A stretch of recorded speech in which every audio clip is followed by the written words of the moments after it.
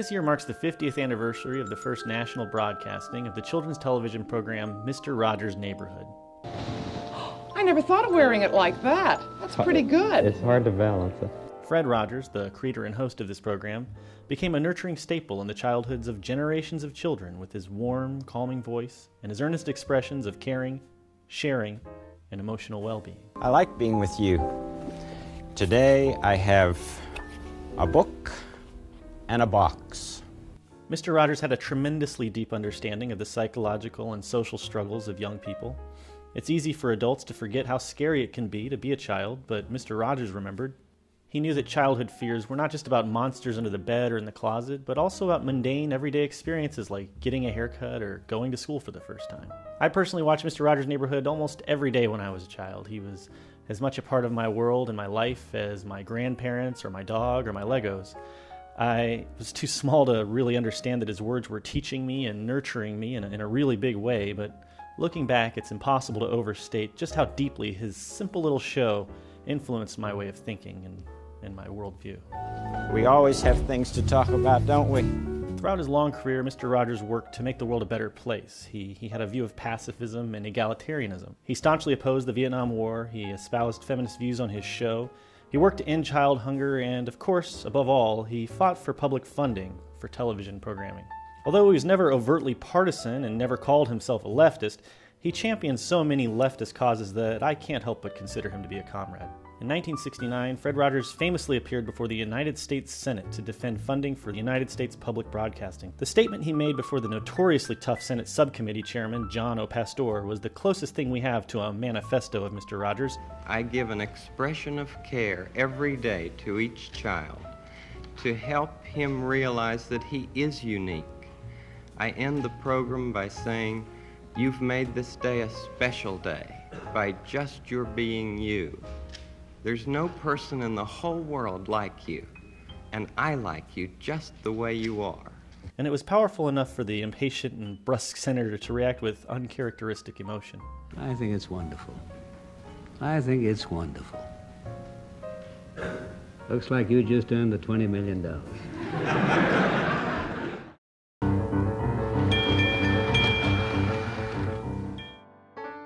Mr. Rogers had a strong and clear vision for how humans should interact with one another in society. His mantra, which he repeated over and over again to children and adults alike, was that you are special. You are my friend, you are special. You are my friend, you're special to me. You are the only one like you, my friend. I like you. This is one of those rare and wonderful ideas that's simultaneously as simple as can be and wonderfully complex. So let's take some time and unpack this idea. At face value, it seems almost contradictory to say that everyone is special. How can everyone be special? Doesn't the word special denote something that is rare and unique? Well, of course it does. And that was what Mr. Rogers realized about humanity.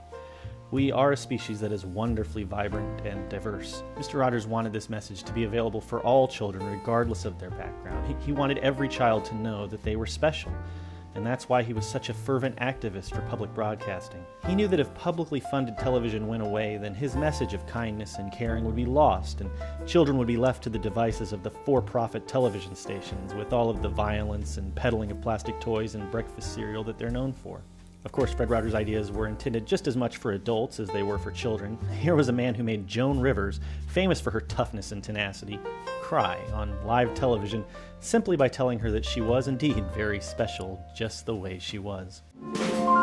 It's you I like.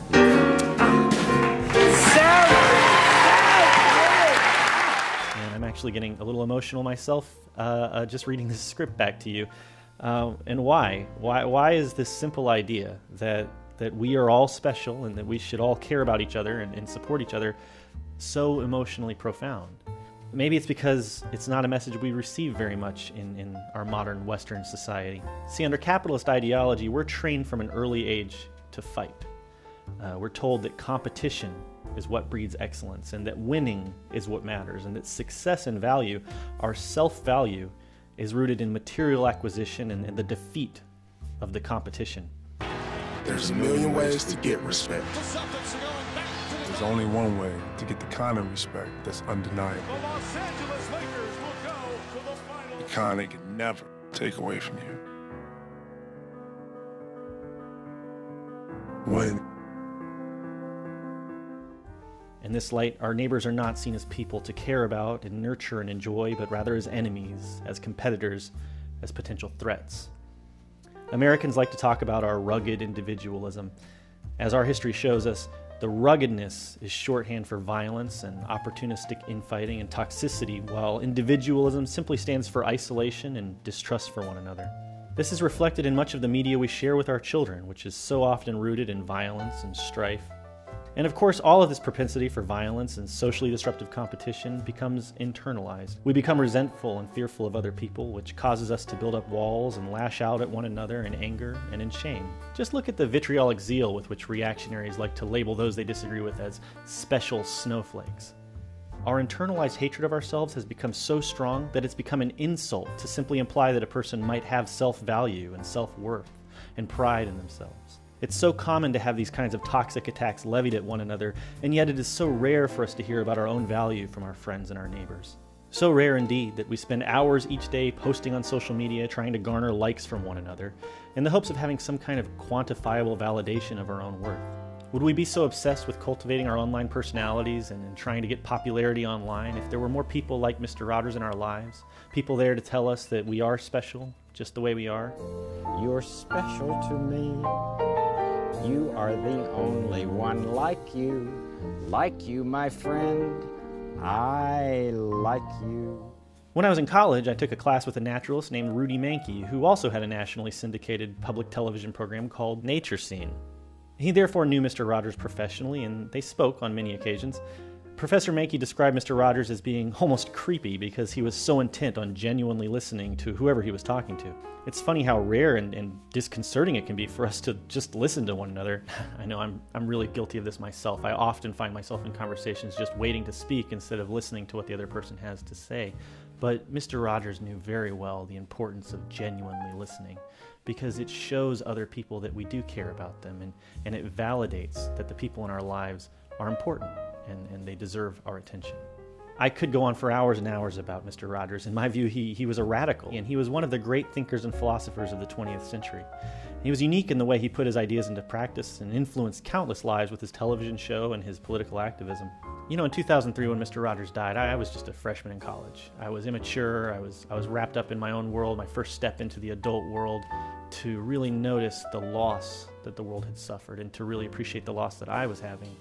But today, when I look back 50 years after the first airing of the neighborhood program, I realize that Mr. Rogers was leading a quiet and a graceful revolution. And it's still being, I don't want to say fought. That's not the word Mr. Rogers would have chosen. But it's still being carried out today. It's a revolution of kindness, compassion, and caring that goes against the grain of American competitiveness and contempt. And it's my hope that those of us who grew up in Mr. Rogers' neighborhood have been able to hold his values close to our hearts. And I hope that we'll continue to share them with our neighbors and with the children in our lives. For me personally, my political ideology is grounded absolutely in the values and philosophies of Fred Rogers. The reason I want to build a society that is based on equality and mutual respect and support for one another is that I do believe that every person is special. I believe that every child deserves a chance to be nurtured, which must include a quality education, health care, and psychological protection, and social support. The most important thing is that we're able to be one-to-one, you and I, with each other at the moment. If we can be present to the moment with the person that we happen to be with at the moment, that's what's important. I believe that every adult has problems and failures from time to time in our lives, and that in these difficult times, we deserve a hand up from our neighbors, not to be ignored with judgmental condemnation and scorn. I believe that society can advance only when people work together and come together, and never when we try to step over one another to advance our own positions in life. I believe that society should be a neighborhood where we all take joy in watching and helping each other grow. Mr. Rogers, wherever you are, I hope you realize how special you are and how special you were in my life. And for those of you who are watching this video, I hope you too realize that you're special just the way you are, just the way Mr. Rogers always said. That's all I've got for now. Thank you so much for watching. I'm American Johnson. This is Non-Compete, and I'll see you next time, neighbors. I'll be thinking of you even when I'm not here. It's such a good feeling to know you're alive. It's such a happy feeling. You're growing inside, and when you wake up ready to say, I think I'll make a snappy new day. It's such a good feeling, a very good feeling. The feeling you know that I'll be back